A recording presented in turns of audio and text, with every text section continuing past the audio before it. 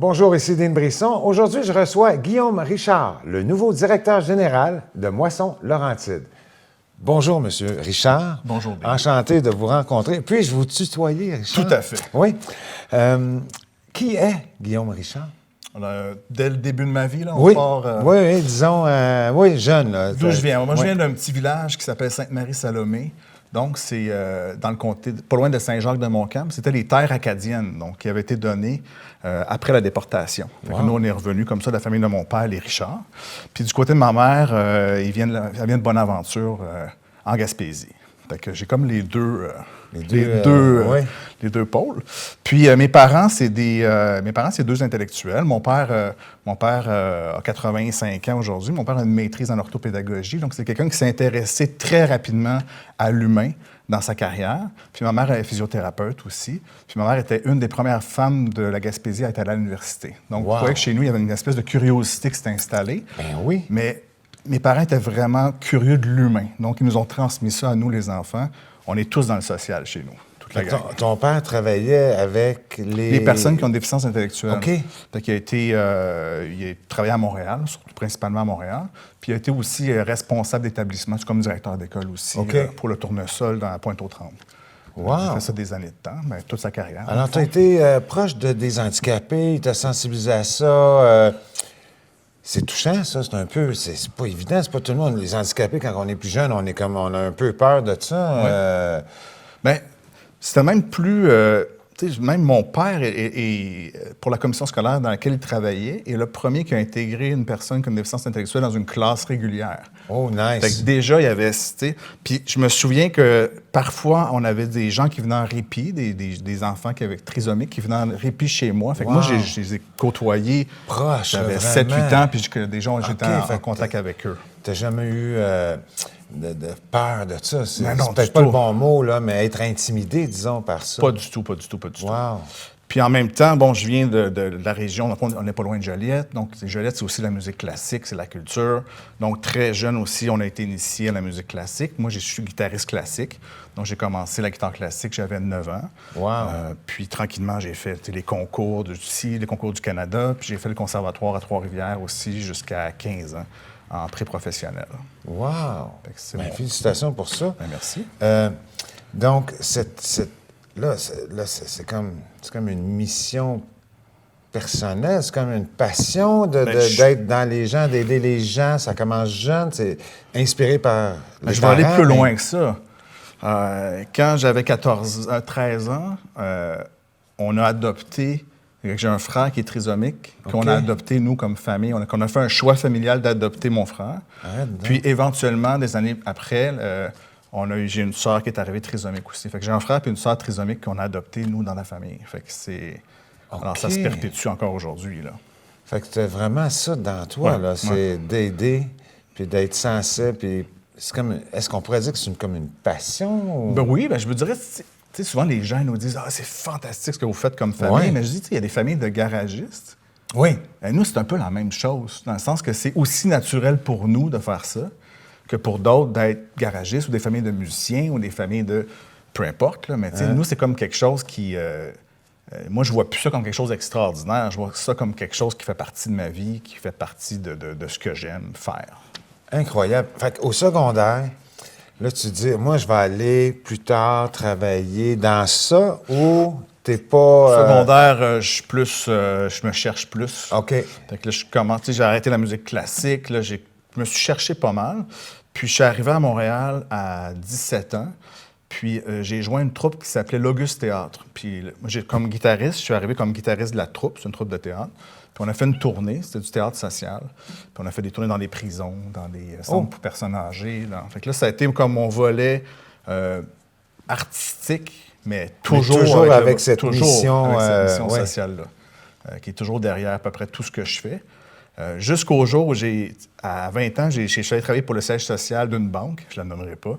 Puis ça a duré... ça a duré 5 minutes. Ça a duré 5 minutes. Puis j'ai fait sens... comme, non, ça ne fonctionne pas. Parce que je me souviens, j'étais à un dîner, puis les gens parlaient de plein de préjugés, puis je m'étais dit, ah, c'est pas ça que je veux. Moi, je veux travailler pour atténuer ces préjugés-là. Oui. Je ne juge pas ces gens-là. Je pense que ces gens-là étaient juste pas éduqués ou pas informés sur. Ouais, et alors aujourd'hui, j'ai dit, moi, je vais en faire une mission dans ma vie de transformer ce que je peux dans le monde. Wow! Fait que là, après la banque, là, c'est un virement total là, à ce 100%. moment-là, j'imagine. C'est quand qu'on sort? Parce que toute cette philosophie-là, cette passion pour la philanthropie-là, vous, comment, c'est pas que ça vous mange, mais ça brûle en dedans, là, tu sais, c'est comme... Ça a commencé... je suis allé comme... Je suis allé travailler pour l'Association de Montréal pour la déficience intellectuelle. Ah, OK, quand même. À l'époque.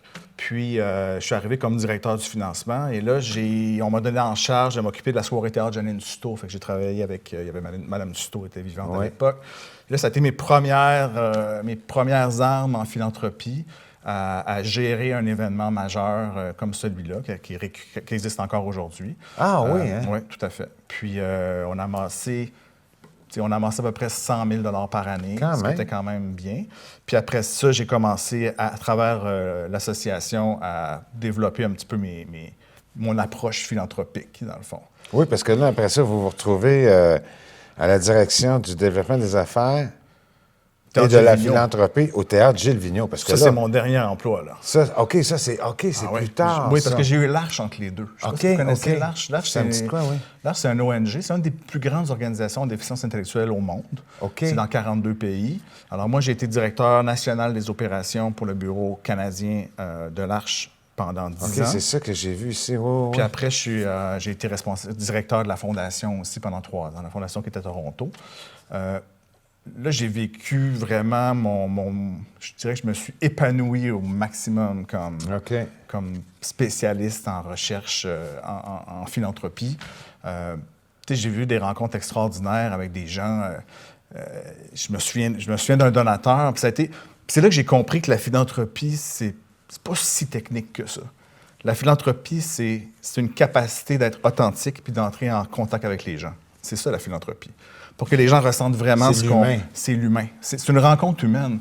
Puis je me souviens d'avoir rencontré un grand donateur, puis écoute, je l'avais cherché longtemps parce qu'il nous avait fait un don majeur, puis anonyme, puis j'ai réussi à le trouver. Puis il habitait sur une île, que je peux pas vous dire, mais tu sais, je suis parti de là une journée, ça m'a pris 6 heures en auto. J'arrive sur l'île, puis je rencontre cet homme-là qui est d'une simplicité désarmante, qui est complètement humain, qui avait une ferme qui laissait gratuitement à des gens de la communauté pour venir cultiver, pour utiliser ses machines. C'était quelqu'un d'extraordinaire. Puis, et là, j'ai compris que c'était... On dirait qu'à travers lui, j'ai vraiment compris c'était quoi la philanthropie. Je me suis dit, là, c'est une connexion humaine. Puis on a travaillé 3 ans ensemble. Puis ça a été... c'est des centaines de milliers de dollars qu'on a eu en don avec lui, mais c'est ça. C'est vraiment la relation humaine. C'est là que tu as appris encore plus. Oui, c'est là que je pense que je l'ai intégré profondément. OK. Parce que ça s'enseigne, la philanthropie. Il y a des techniques, il y a des façons de faire, comment bien se préparer, combien ci, combien ça.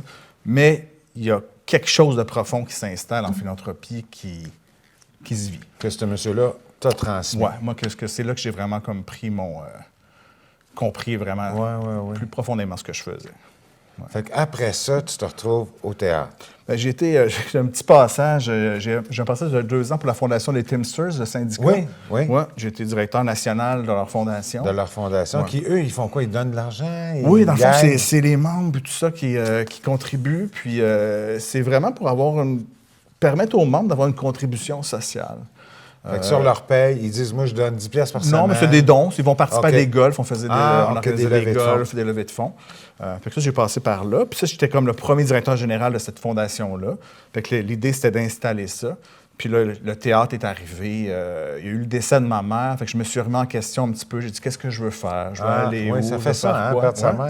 Je comprends ça, moi. Puis la cinquantaine, tu sais. Tout arrive en même temps. Ben, oui. Puis... je me suis dit, je vais aller essayer le culturel. C'est là que je suis arrivé au Théâtre Gilles Vigneault, en philanthropie. Puis encore là aussi, c'est un nouveau poste. C'est encore quelque chose qui s'installait. Fait que j'ai fait ça les quelques derniers mois. J'ai fait ça un bon petit bout de temps. J'ai bien installé ça. Je pense que là, il y a une belle structure qui est mise en place. J'ai compris aussi que la culture, c'est pas juste des spectacles. Tu sais, la culture, ça agit sur la santé mentale. Ça agit sur... l'humanité des gens, ça agit sur comprendre notre identité. Notre identité. Fait que ça a été comme ça que j'ai vendu beaucoup le projet. Puis là, j'ai été approché pour Moisson. Puis là, je trouve que Moisson regroupe tout ce que j'aime. Tous tes talents et tes passions. Oui, puis en même temps, tu sais, Moisson, c'est une mission qui touche tout le monde, qui est tellement multifactorielle que là, je me reconnais un peu partout. Ça touche les personnes qui ont des déficiences intellectuelles, ça touche les personnes qui ont des problématiques de santé mentale, ça touche la toxicomanie, ça touche des travailleurs, ça touche des gens qui sont seuls, ça touche les personnes âgées. Tout le monde est touché. Et du monde dans le besoin. Exactement. On connaît surtout ça pour les gens qui ont des difficultés financières. Oui. Mais c'est pas juste ça, hein, Moisson Laurentide? Non, mais je veux dire, c'est sûr que les gens vivent une période. Il y a des gens pour qui c'est des difficultés qui sont permanentes, dues à différents facteurs. Puis il y a des gens que c'est des périodes qui viennent de perdre leur emploi ou perdre son logement aujourd'hui. Quand tu paies, je sais pas, 600-700 $ par mois depuis 20 ans, puis retrouver un logement à 600-700 $, ça n'existe plus. Alors, quelqu'un qui était déjà...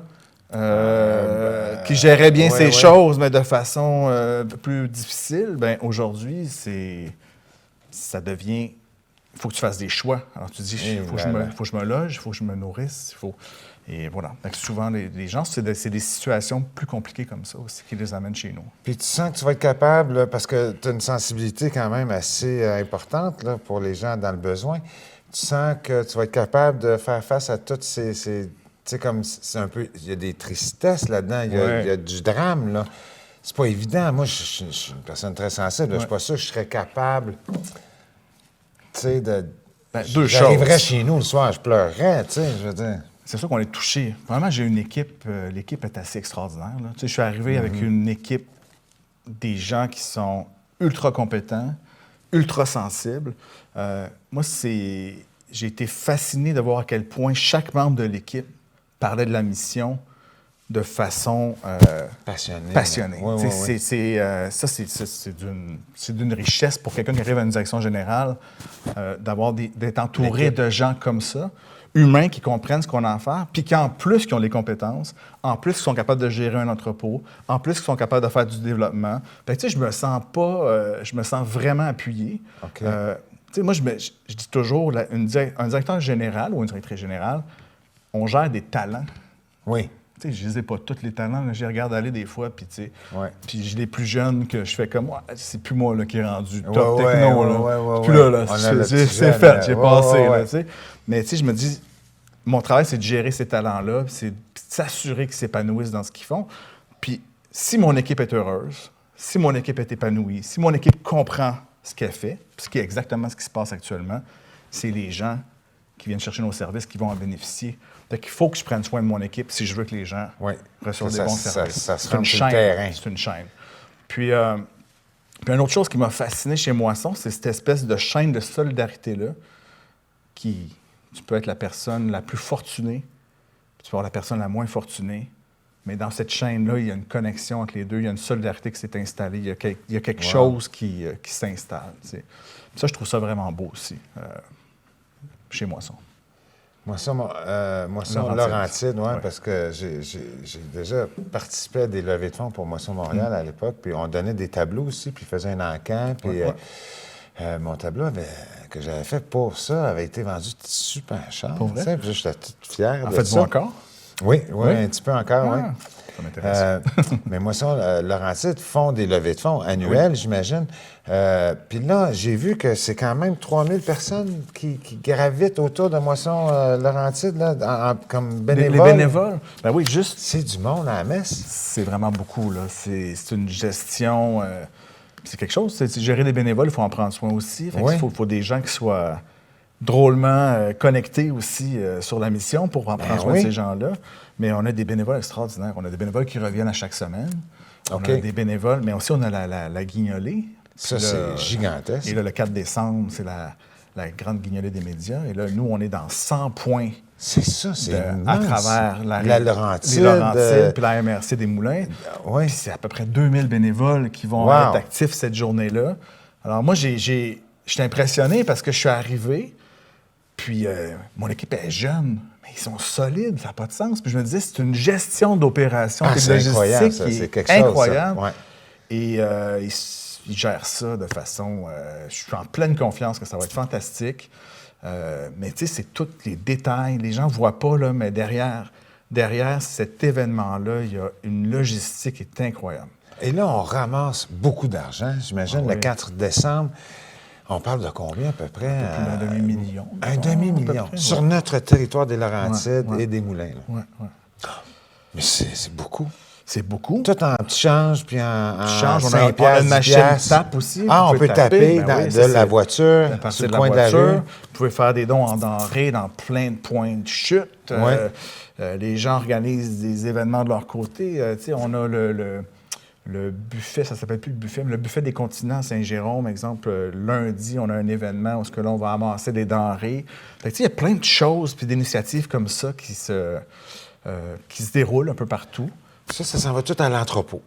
On a un immense entrepôt. C'est ça là, que je semble comprendre. Oui. Puis tu sais, moi, j'ai étudié en entrepreneuriat. Fait que, tu sais, j'ai fait l'université en entrepreneuriat, j'ai fait l'HEC, puis en entrepreneuriat, tu apprends la croissance. Tu veux qu'il y ait une croissance dans ce que tu fais. Oui. Moi, il faut que je pense tout inversé là, depuis que je suis à Moisson. Moi, je souhaite une décroissance chez Moisson. On souhaite qu'on ait moins de besoins. Ben oui, mais on est dans une croissance actuellement.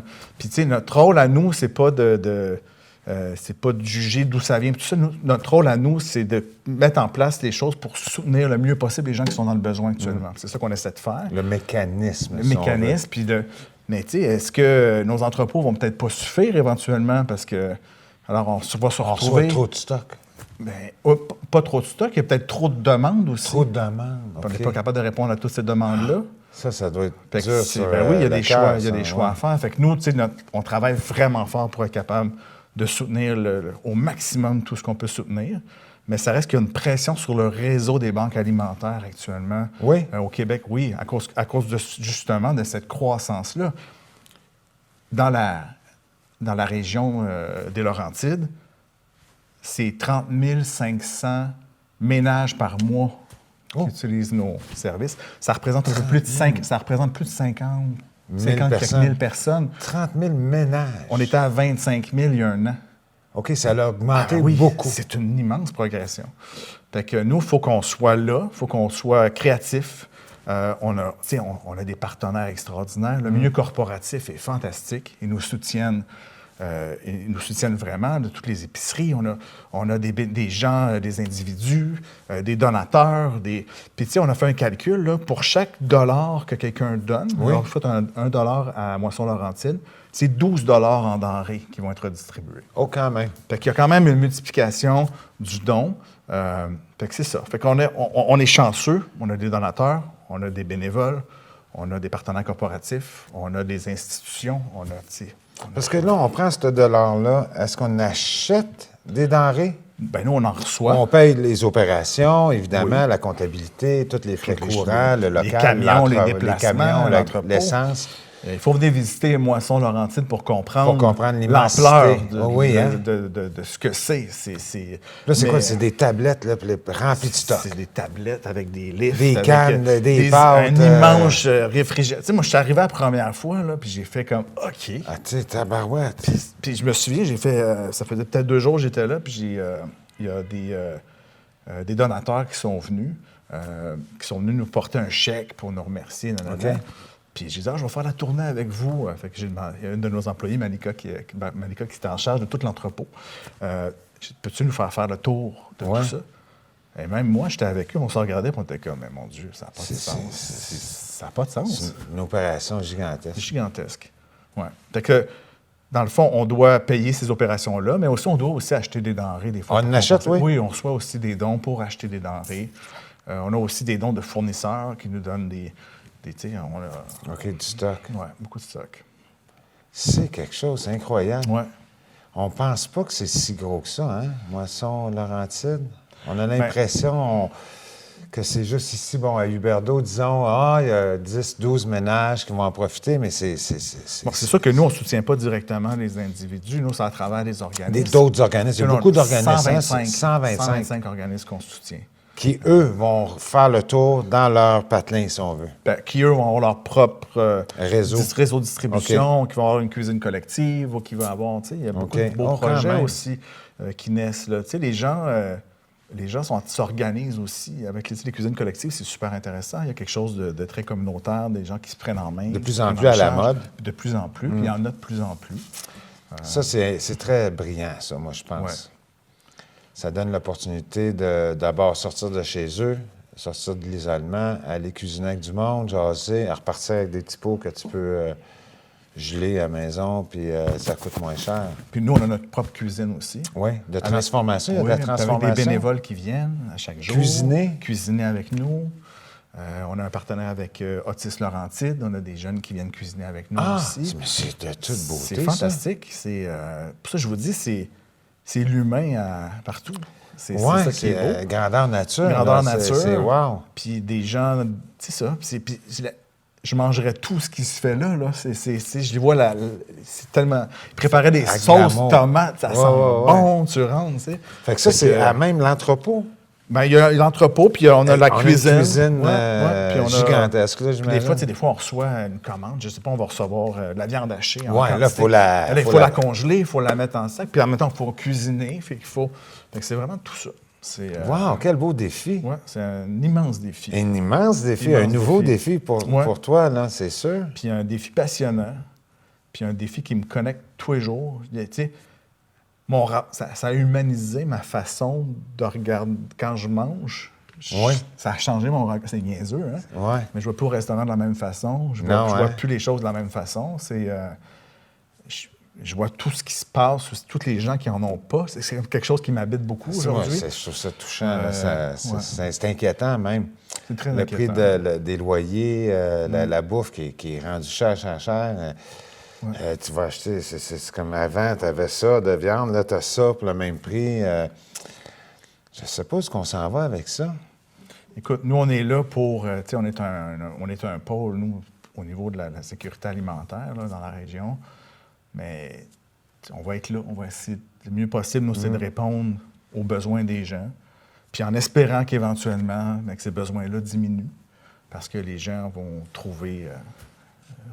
vont sortir de ces situations-là. Mais, moi, je dirais, jugez pas les gens qui viennent chez Moisson, jugez pas, on ne connaît pas l'histoire. Les gens vivent des choses parfois qu'on ne connaît pas. Puis nous, on est là pour le mieux possible les accompagner là-dedans, puis faire en sorte qu'ils puissent... J'imagine aussi qu'il ne faut pas être gêné de demander à un organisme local, un de vos 125 organismes, pour de l'aide, parce qu'il y a des nouveaux cas, j'imagine, nouveaux cette année, l'année passée, qui se retrouvent dans une situation précaire. Eux, moi, je sais que moi, si ça m'arrivait, je serais très, très, très gêné de demander. Ne soyez pas gênés. C'est ça, hein? 20 des gens qui vont dans nos organismes, c'est des travailleurs. C'est des gens qui travaillent. Qui n'arrivent pas. Il y a des propriétaires de maisons qui n'arrivent pas. Parce qu'il y a une pression actuellement, puis c'est multifactoriel. On ne peut pas pointer, c'est pas ci, c'est pas ça. C'est plein de choses. Plein de facteurs qui font qu'on se rend là. Tu sais, ils ont annoncé, là, il y a un mois, là, des coupures à l'usine Paccard à Sainte-Thérèse. OK, oui. Tu sais, déjà, je me suis dit, ouf! Avant les fêtes? Avant les fêtes, c'est 300. Tu sais, il y a des choses, des drames comme ça qui se produisent, puis nous, il faut qu'on soit là pour être capable d'accueillir ces gens-là, puis au moins fait que c'est ça qu'il faut qu'on... C'est ce qu'on essaie de faire du mieux qu'on peut, mais encore, on n'a pas toutes les ressources, on ne peut pas aider autant qu'on voudrait. La problématique est quand même vraiment importante. Quand même. On a un beau réseau provincial, on travaille ensemble, on travaille fort pour être capable d'atténuer tout ça. Mais... Quelqu'un qui nous écoute présentement qui dirait « Ah, ben moi, justement, là, ça me prendrait de l'aide alimentaire. » C'est quoi ça prend?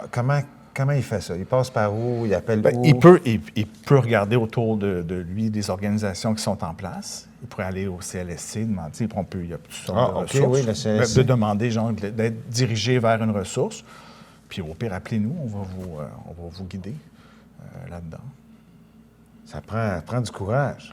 Ça prend beaucoup de courage. Ça, je le comprends. Mais je pense qu'il faut que ces gens-là comprennent que nous, on est tous là parce qu'on n'est pas là pour les juger personne. Ouais, Il n'y a c'est aucun ça. de nous qui est là pour juger. Puis souvent, on a des gens autour de nous qui sont passés par là. Au contraire, vous allez peut-être trouver des gens qui vont vous comprendre, puis qui vont peut-être vous dire hey, écoute, sais-tu quoi, là, ça va pas bien. Là, c'est une passe difficile, mais tu sais, ça peut aussi, ça peut bien aller aussi. Ça va débloquer vers Ça le peut positif. débloquer, ça peut devenir positif. Fait que je pense tu sais, qu'il faut. Il y a beaucoup de gens qui ont vécu ça. Hein. Ah oui, beaucoup. hein? Plus qu'on pense. Ah, hein? bien plus qu'on pense. Parce que c'est du non-dit, c'est un peu tabou. On n'en parle pas, C'est ça. mais il y a beaucoup de gens qui ont vécu ça. Fait que dites-vous que ces gens-là, il y en a beaucoup qui sont dans le réseau aujourd'hui, puis il y en a beaucoup qui sont là parce qu'ils ont parce qu'ils savent, reçu. ils comprennent, ils ont reçu, puis Et ils redonnent aujourd'hui. Tout à fait. Ça, Si on veut devenir bénévole aussi, on s'adresse On à va sur le Moisson site Laurentide. web de Oui. Moisson Laurentide, puis toutes les informations sont là. Entrez en contact avec nous, on va vous accompagner, puis on va trouver ensemble qu'est-ce qui serait le mieux pour vous, qu'est-ce qui correspond le mieux à vos talents. Puis, Ah, bien, c'est bon, ça. Puis j'allais aussi souligner le fait que c'est confidentiel, que Tout à fait. les gens qui demandent de l'aide, il ne faut pas qu'ils aient peur, Ben non. que ça soit su. Non. Tout est confidentiel. C'est très Ben confidentiel. oui, tout à fait. Tout est confidentiel. Puis ça, c'est respecté vraiment à 100 %. Puis même si vous voulez venir faire du bénévolat, vous vous inscrivez en ligne, ça aussi, tout est C'est sécurisé. tout est On n'est pas... confidentiel. Toute la vie privée des gens, là, c'est quelque chose qui est vraiment au cœur de ce qu'on fait puis qu'on veut vraiment que ça Puis soit même les respecté. donateurs, hein? Si Même quelqu'un chose. veut donner Don anonyme, confidentiellement, ça sera un don anonyme. oui. Tout à fait. Wow, quand même. à tous hein? les niveaux. C'est important, ça. Ouais. On en a beaucoup, hein. Oui, des donateurs. Puis c'est pas parce que quelqu'un ne veut pas être un donateur, c'est pas obligé d'être confidentiel. Des fois, c'est bien aussi que des donateurs puissent être annoncés parce que ça démontre aussi tout cet élan de générosité-là. Mais on respecte à 100 % la confidentialité de nos donateurs, ça, c'est sûr. Il nous reste 1 minute et demie environ. Le futur de Moisson Laurentide, évidemment, le plus positif possible serait que les demandes diminuent, Ouais.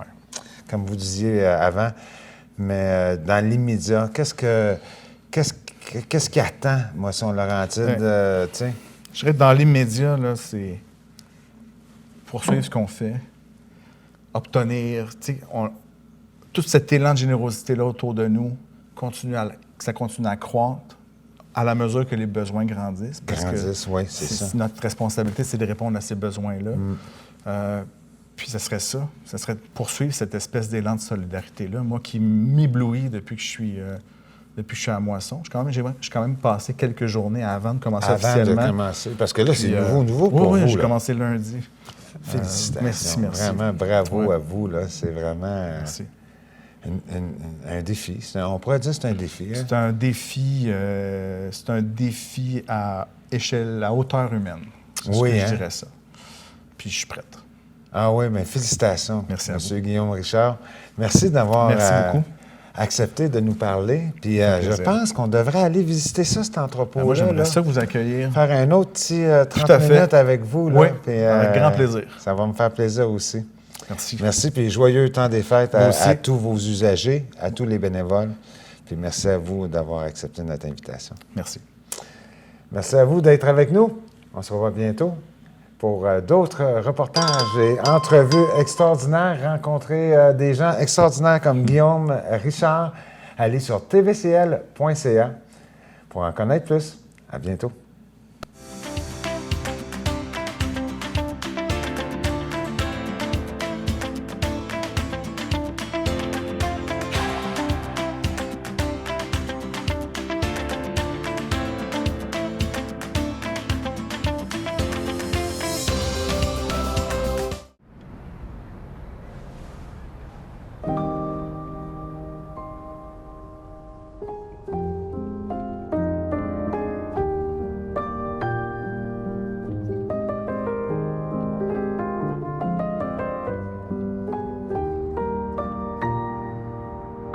« 25 grands bâtiments s'unissent pour former l'Alliance des bâtiments exemplaires. Découvrez leur engagement à mieux consommer.